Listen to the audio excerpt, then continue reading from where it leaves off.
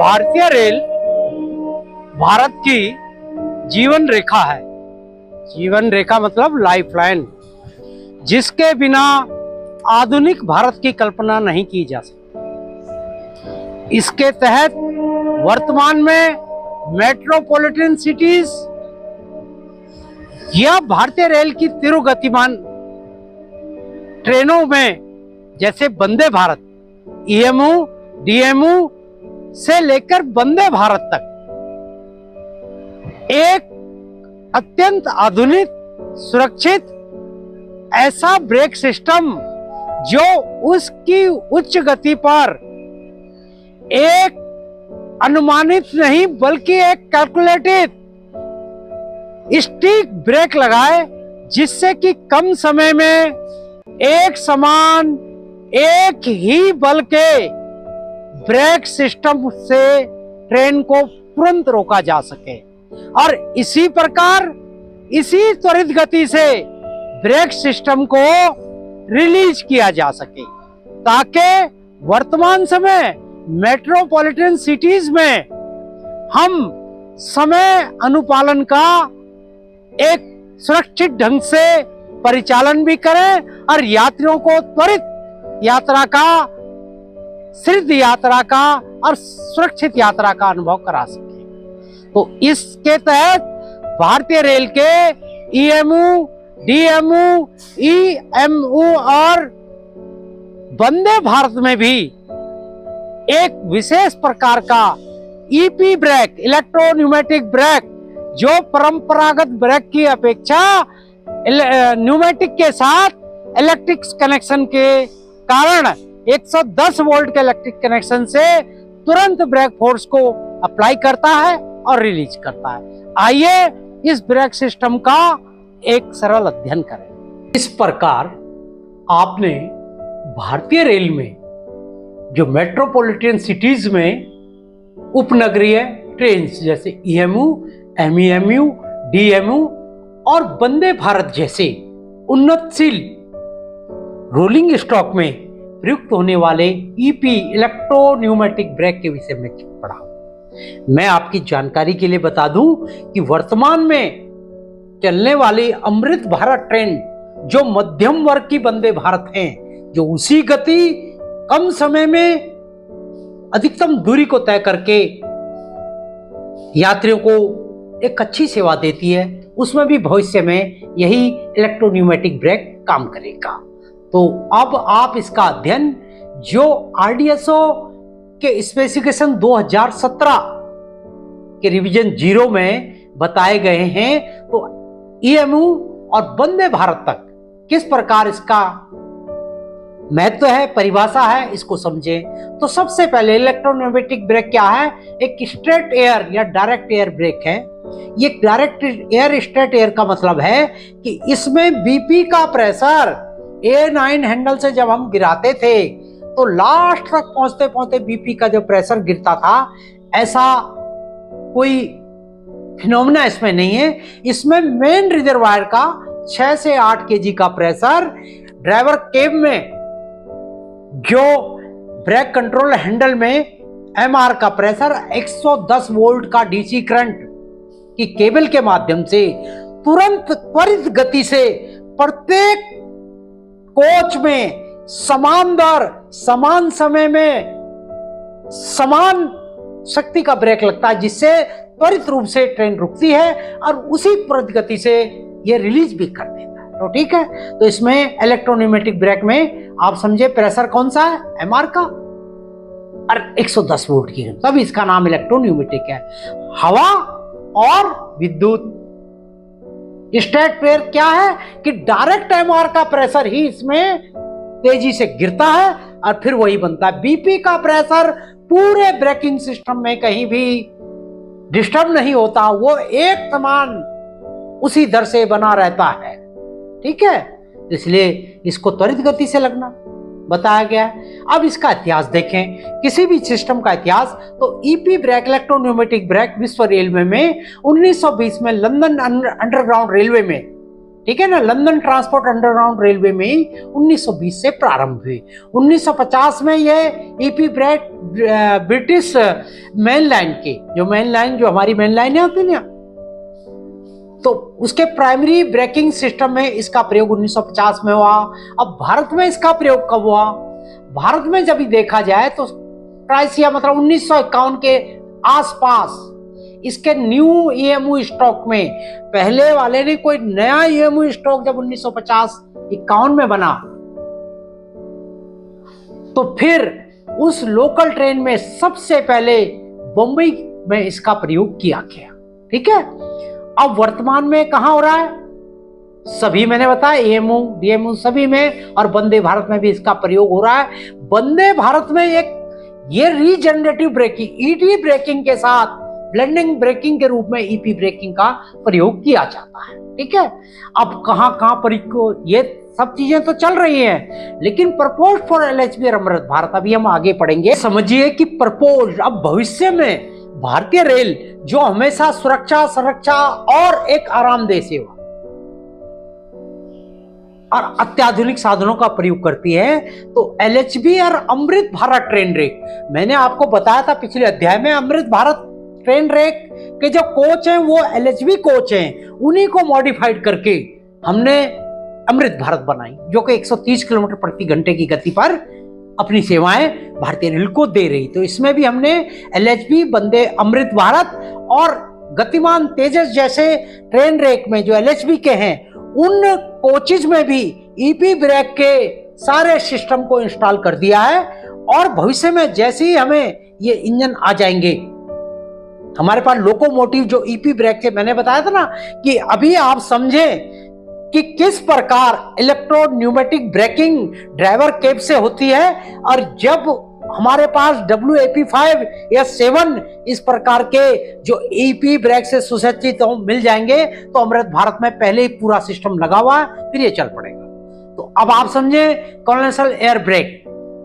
Conventional air break का मतलब कि जो आईसीएफ और एलएचबी में अभी तक चला आ रहा है, थोड़ी बहुत चेंज के साथ। इसमें क्या होता है, एफपी बीपी, मैं शॉर्ट में समझा रहा हूं, बीपी से जुड़ा हुआ एक ऑक्सिलरी रिजर्वायर सिंगल पाइप में, और ट्विन पाइप में एफपी और बीपी दोनों से ऑक्सिलरी रिजर्वायर 6 केजी का, सिंगल में 5 केजी पर सेंटीमीटर स्क्वायर। ये डीवी इसमें लगता है।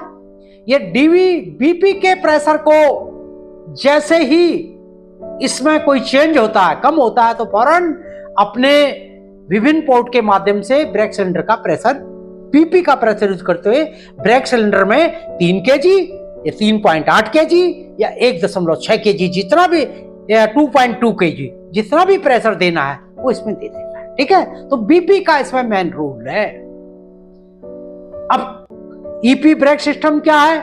इलेक्ट्रोन्यूमेटिक ब्रेक में एक, जहां मैंने बताया यहां बीपी एफपी की लाइन थी 6 केजी 5 केजी, इलेक्ट्रोन्यूमेटिक ब्रेकिंग में बीपी की लाइन 5 केजी पर सेंटीमीटर के अनुसार एज इट इज रहती है और रहती है। दूसरा, एफपी की जगह ये एमआर की रिजर्व पाइपलाइन रहती है। ठीक है ना। इसमें एमआर का 6 से 8 केजी का एमआर का प्रेशर रहता है, और उससे फिर एक रिजर्वायर में ये 6 से 8 केजी पर सेंटीमीटर का प्रेशर इस मेन रिजर्वायर में चला जाता है। तो अब आप देखिए कि इसमें बीपी का प्रेशर कांस्टेंट रहेगा, और एमआर का जो प्रेशर है मेन रिजर्वायर का, ठीक है ना, 6 से 8 केजी मैंने बताया, और इसके बाद 110 वोल्ट का करंट, ठीक है ना, उन दोनों के कारण जैसी लोको पायलट उसको ईपी ब्रेक में रखेगा, फौरन यहां से एमआर का प्रेशर होता हुआ ब्रेक सिलेंडर में जाएगा, ये ब्रेक को फ्रिक्शन कर देगा। आप समझ गए? इसमें एफपी की जगह जो एमआर है वो ब्रेक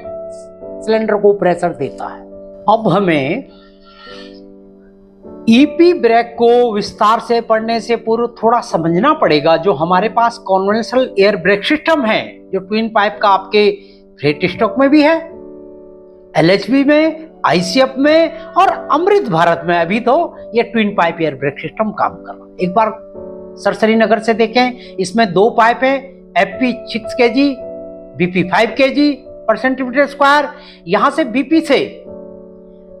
बीपी का प्रेशर जैसे ही फ्लक्चुएट करता है, डिक्रीज होता है, तो फौरन डीबी इसको सेंस करते हुए इस ऑक्सिलरी रिजर्वायर को, जो 6 केजी का या सिंगल पाइप में 5 केजी पर सेंटीमीटर का प्रेशर है, ये डीबी के माध्यम से ऑक्सिलरी रिजर्वायर का प्रेशर दोनों ब्रेक सिलेंडर में जाकर ब्रेक को अप्लाई करता है। तो ठीक है, बीपी का प्रेशर इसमें कम होता है, इसको चेंज करते हैं, इससे ब्रेक एप्लीकेशन होता है। ठीक है, अब आए ईपी ब्रेक। इलेक्ट्रोन्यूमेटिक में जैसे हमने बताया कि ड्राइवर कैब से इसमें 2 लाइन है, एक मेन रिजर्वायर पाइपलाइन जो एमआर, इसमें रिजर्वायर होते हैं, ये 6 से 8 केजी सेंटीमीटर का प्रेशर होता है, दूसरा पाइप ब्रेक पाइप होता है। तो एमआर बीपी एफपी की जगह एमआर आ गया, और ड्राइवर के ब्रेक वाल्व से, जो कैब से जिस प्रकार वो ब्रेक अप्लाई करता है ईपी ब्रेक, तो उस समय विभिन्न मैग्नेटिक वाल्व के माध्यम से, अभी आप मोटा समझे कि एमआर का प्रेशर विभिन्न वाल्व के माध्यम से ब्रेक सिलेंडर में जाता है, ये लाल है ना, एमआर है ना, तो एमआर मेन रिजर्वायर का प्रेशर जो 6 से 8 केजी का सेंटीमीटर का त्वरित गति से क्षण भर में इतना जो एमआर का प्रेशर है वो इस पे ब्रेक अप्लाई करता है। तो इसमें बीपी का प्रेशर अनचेंज्ड है, बिल्कुल कांस्टेंट रहता है। मेन फर्क यहां पे है, ठीक है, एमआर का प्रेशर और 110 वोल्ट की करंट इसको क्षण भर में इसको ट्रिगर करते हैं और ब्रेक एप्लीकेशन। और मुख्य फर्क समझें, लिखित में जब brake signal transmission conventional air परंपरागत जो चल रहे हैं इसमें प्योरली न्यूमेटिक है, एक कंप्रेस्ड एयर जाती है, और इसमें इलेक्ट्रिकल 110 वोल्ट का इलेक्ट्रिकल और एमआर का प्रेशर। रिस्पॉन्स टाइम कन्वेंशनल में थोड़ा कम है, slow and sequential lag time. अभी मैं आरडीसी का पत्र आपको दिखाऊंगा कि पहले बीपी के प्रेशर के गिरने से जैसे ही ड्राइवर अपने केबिन से गिराता है तो पहले और 24वें कोच तक या पहले या 56वें वैगन तक उसके समानुपात में ये गिरता है। इसमें 5 से 9 सेकंड का पूरा ब्रेक सिलेंडर प्रेशर, ध्यान दें, पहले से ब्रेक वन लास्ट गार्ड तक 5 से 9 सेकंड का समय लगता है full brake force brake cylinder में पहुंचाने में, ठीक है। और इसमें इंस्टेनियस एंड साइमल्टेनियस एक जैसा और एक ही समय में लगता है। तो जो 5 से 10 सेकंड के बीच का समय ये मिनिमम हो जाता है। थ्योरेटिकल रूप से इसमें लगभग 0 है, तो 0 नहीं, एक आधा सेकंड होगा, लेकिन ये तुरंत लगते हैं। ब्रेकिंग कंट्रोल क्या है, लेस प्रिसीजन, ये इतना स्टिक नहीं रहता कन्वेंशनल, क्योंकि पहले में और 24वें कोच में पूरा ब्रेक फोर्स बनने में, ब्रेक सिलेंडर का फोर्स बनने में कुछ सेकंडों का फर्क आता है। मैं बता रहा हूं ना, आरडीएसओ ने ये ट्रायल किए हैं और फिर बताए 5 से 9 सेकंड के बीच का समय लगता है पूरा प्रेशर बनने में। तो कंट्रोलिंग ब्रेक की थोड़ा कम है। इसमें मैंने बताया एक जैसा, एक समान, एक दर से और एक ही समय में प्रेशर लगता है, तो ब्रेकिंग कंट्रोल बड़ा स्ट्रिक्ट होता है, ठीक है ना। और टाइम लैगिंग जो इसमें 5 से 9 सेकंड है ब्रेक का फुल फोर्स बनने में, वो लगभग 0 है। सर्विस ब्रेक मैकेनिज्म, यदि कन्वेंशनल उसमें डीबी काम करता है, ठीक है, डीबी के माध्यम से बीपी प्रेशर को गिराकर या चेंज करके प्रेशर ब्रेक लगते हैं और रिलीज करते हैं। बीपी आप गिराएंगे, प्रेशर लगेगा, बना देंगे, ब्रेक फोर्स हट जाएगा, ब्रेक रिलीज हो जाएंगे। इसमें क्या है, electric control application and holding valves, इसमें सोलोनाइड वाल होते हैं, मैग्नेटिक वाल, जो अभी आप पढ़ेंगे, एएमवी एप्लीकेशन, मैग्नेटिक वाल, एचएमवी इत्यादि के माध्यम से ब्रेक लगते हैं और होल्ड किए जाते हैं। फेल सेफ क्या, इनहेरेंट फेल सेफ, ये आंशिक रूप से फेल सेफ है। यदि कोई बीपी की लाइन यदि फेल हो जाए, आपको सिंगल पाइप करना पड़ जाए, फीड पाइप की लाइन ना हो, तो आप एक रिडक्शन, एक रिस्ट्रिक्टेड गति से कुछ सेक्शन कर चल सकते हैं, ठीक है ना। लेकिन रिटेन एयर ब्रेक बैकअप, इसमें क्या है, यदि ईपी ब्रेक काम ना करे तो उस समय आप इसको ऑटो पे करके ट्रिपल वाल के माध्यम से, इसमें डीबी की तरह ट्रिपल वाल संरचना होती है हर यूनिट में, तो वो उसी प्रकार काम करती है जैसे बीपी की सहायता से डीबी आपके कोचिंग स्ट्रोक में कन्वेंशनल में ब्रेक लगाता है तो ट्रिपल वाल्व उसको लगाता है, तो ये बड़ा अच्छा फेल सेफर बैकअप है। आपको स्पीड रिस्ट्रिक्शन करने की जरूरत नहीं है। वो ठीक है, ड्राइवर अपनी समझ से एप्लीकेशन और रिलीज टाइम को हल्का सा बढ़ा देगा। तो उसके बाद प्राइमरी एप्लीकेशन, आपको पता है कन्वेंशनल सारे आईसीएफ, एलएचबी, अमृत भारत सभी फ्रेट स्टॉक में काम कर रहे हैं। और ईपी ब्रेक सभी तीव्र गतिमान, जिसमें जल्दी ब्रेक रिलीज होता है, जल्दी एप्लीकेशन हो जाता है और गति तेज होती है, पंक्चुअलिटी मेंटेन होती है, तो उसमें सभी वंदे भारत तक में सारे मल्टीपल यूनिट और वंदे भारत में काम कर रहा है। इस प्रकार मुझे उम्मीद है आप इसके अंतर को भली भांति समझ गए होंगे। अब जब आपने ईपी ब्रेक को अपनाया तो इसमें कुछ खूबियां रही होंगी। कन्वेंशनल एयर ब्रेक में जहां एफपी बीपी से हम काम करते थे, बीपी के प्रेशर को यूज करते थे, ठीक है। तो अब आपने ईपी में एमआर और 110 वोल्ट के डीसी करंट से ईपी ब्रेक को बनाया, तो इसकी साइमल्टेनियस एप्लीकेशन, पहला लाभ क्या है, एक समान रूप से पहले से अंतिम कोच पर लगभग एक समय में लगता है। Brake lagging time conventional air brake में मैंने बताया था आरडीएसओ के अनुसार पहले से 24वें कोच में 5 से 9 सेकंड में पूरा ब्रेक फोर्स बनता था। ब्रेक तो लगने चालू हो जाते थे, लेकिन ब्रेक फोर्स लगने में कुछ समय अंतराल लगता था, इसमें ऐसा नहीं है। दूसरा, यूनिफॉर्म ब्रेकिंग, एक जैसे ही एक ही ताकत की ब्रेक प्रत्येक कार में कोच में लगती थी, इसलिए यूनिफॉर्म ब्रेकिंग के कारण वो आसानी से एक समान रूप से रुकता था, किसी तरह का झटके स्लैकनेस इसमें नहीं थी। ग्रेजुएटेड एप्लीकेशन, इसको आप स्टेपलेस एंड फाइन कंट्रोल, आप ईपी ब्रेक रेंज में, अभी आप देखेंगे ईपी ब्रेक रेंज क्या है, ये ईपी ब्रेक रेंज से जब आप यहां से इस हैंडल को रखेंगे तो यहां तक एक समान दर से आप कहीं भी पूरे इस रेंज में जिस प्रकार रखेंगे तो उस प्रकार का ब्रेक इसमें लगेगा।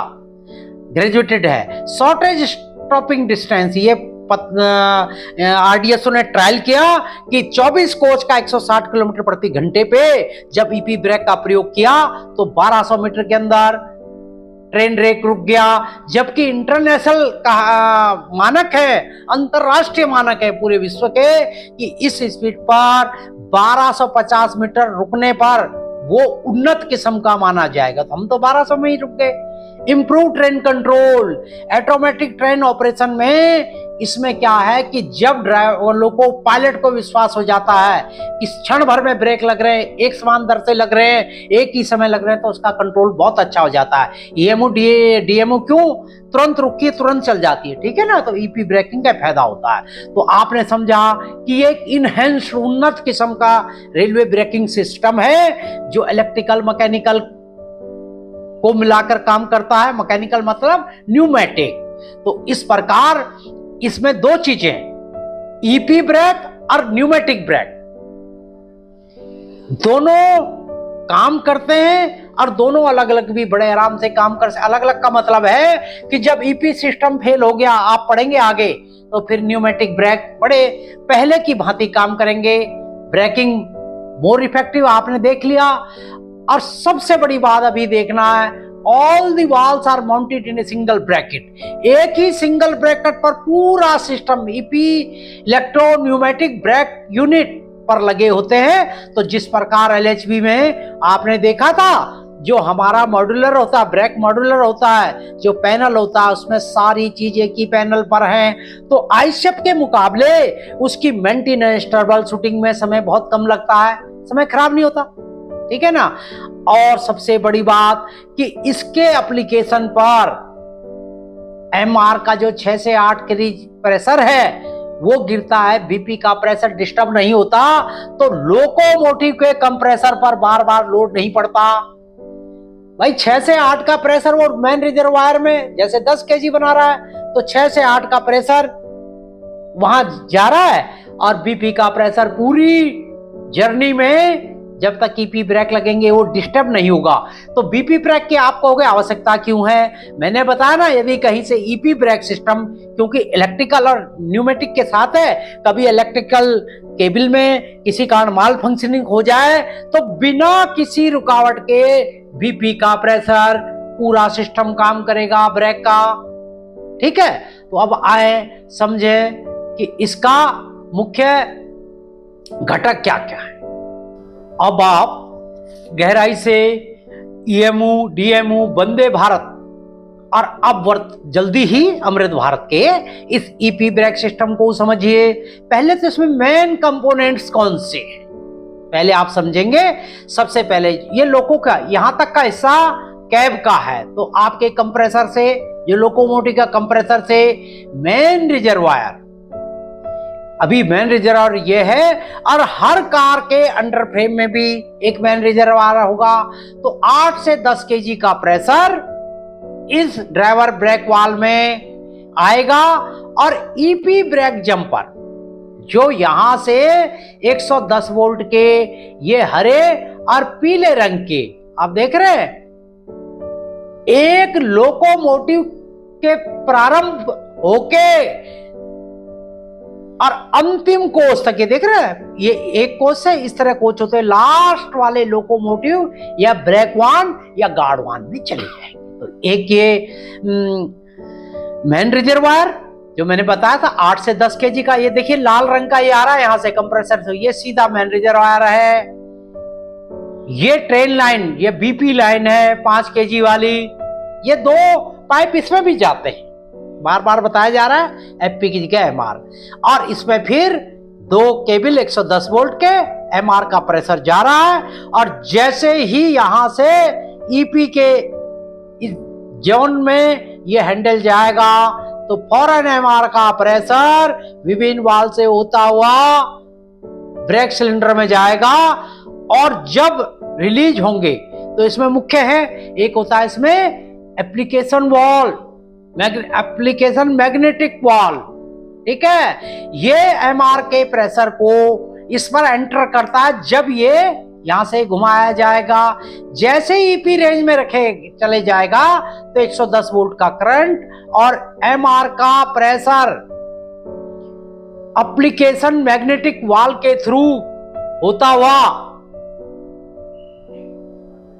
और ब्रेक सिलेंडर प्रेशर में जाएगा, यहां से जाएगा। ठीक है, अभी तक इसने होल्ड किया हुआ है जो मेन लाइन का प्रेशर, और यहां तक मैं आगे बताऊंगा एप्लीकेशन मैग्नेटिक वाल्व का, होल्डिंग वाल्व का क्या काम है, ये एग्जॉस्ट कहां से होते हैं। तो आइए पहले इसके मुख्य भाग को समझें। इस प्रकार आपने भारतीय रेलवे के मेट्रोपॉलिटन सिटीज और वंदे भारत में प्रयुक्त होने वाले इलेक्ट्रोन्यूमेटिक ब्रेक, इसकी विशेषताएं, कन्वेंशनल ब्रेक की अपेक्षा इसकी क्या क्या अच्छाइयां हैं, क्यों हमने इसको चुना, इस विषय में पढ़ा। अब आइए अगले अध्याय में हम इसकी वर्किंग को विस्तार से समझेंगे।